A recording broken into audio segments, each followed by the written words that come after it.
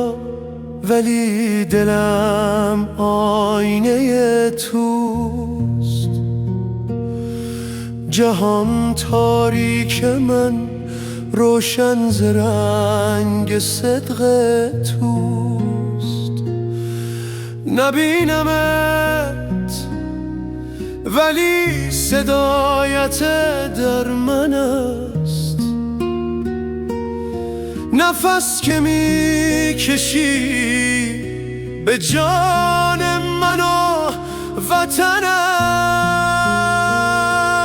است. دلم مسیر چشمانت را از بوی گل شناخت، از لرزش صدایت عشق را بی چشم دید و ساخت.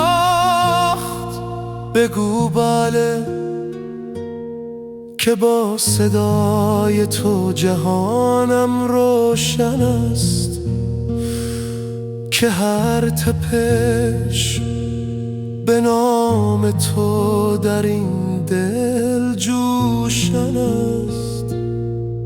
اگرچه بینگاه ماندمم ولی بدان یقین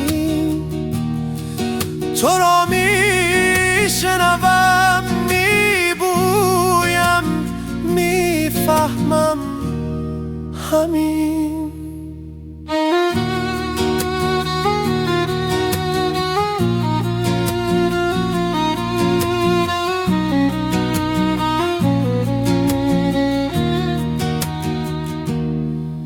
بیا که بین تاریکی فقط عشقت چراغیست، که بینا میکند قلبی که با تو هم نواگیست.